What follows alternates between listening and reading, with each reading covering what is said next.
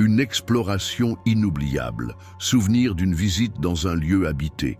Je me souviens de cette journée comme si c'était hier. C'était ma 3e exploration dans un lieu que l'on ne désignait pas encore par le terme urbex, mais simplement par visite d'un lieu. Nous étions en 1988 et ma curiosité, couplée à mon désir d'aider, m'a poussé à explorer des espaces réputés habités. Ce souvenir est gravé en moi et plus de 35 ans d'expérience ne m'ont pas permis de revivre une expérience aussi intense que celle-là. Pour moi, ce jour-là, c'était l'exploration et la découverte de l'inconnu.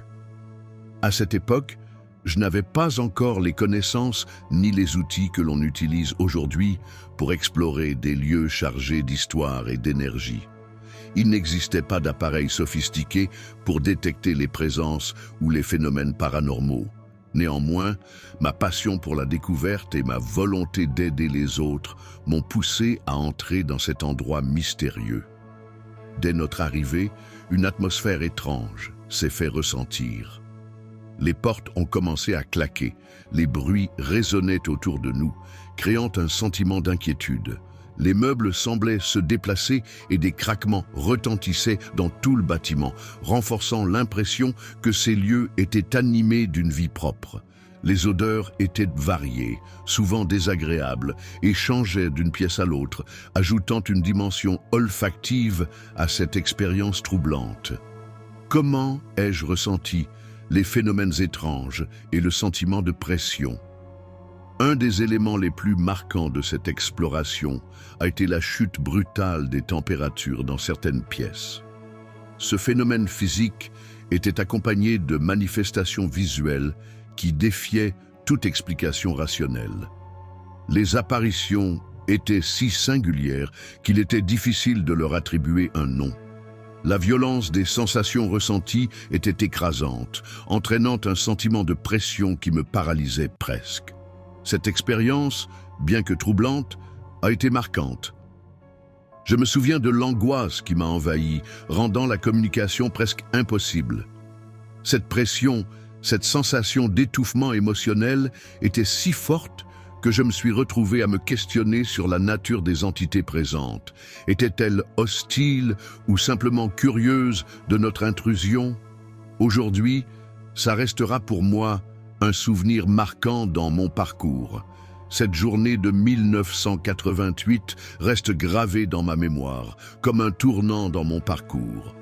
En plus de cette première confrontation avec l'inexplicable, elle a également renforcé ma détermination à comprendre et à aider ceux qui vivent des expériences similaires.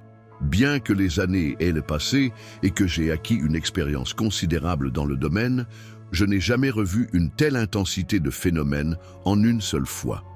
Le contraste entre la curiosité d'un jeune explorateur et la réalité brutale de cette expérience a façonné ma compréhension des lieux habités et des énergies qui y résident. À chaque exploration ultérieure, je me suis toujours rappelé de cette première expérience, me guidant dans ma quête de compréhension des événements paranormaux. Si je devais résumer cette expérience, je dirais que cette exploration de 1988 représente un moment charnière de mon parcours en tant que médium et explorateur de l'invisible. Les phénomènes étranges que j'ai rencontrés, couplés à la pression émotionnelle ressentie, ont profondément marqué mon approche et ma compréhension du monde spirituel. Ce souvenir, bien que dérangeant, a également été une source d'inspiration, me poussant à explorer davantage ces dimensions mystérieuses. La suite de cette exploration sera développée dans la prochaine partie, où je partagerai d'autres expériences marquantes et enrichissantes. C'était Stéphane T. du cabinet Altruiste. Si vous avez aimé cette vidéo, merci de liker et si on souhaitait en avoir beaucoup plus, n'hésitez pas à vous abonner. Bienveillance à vous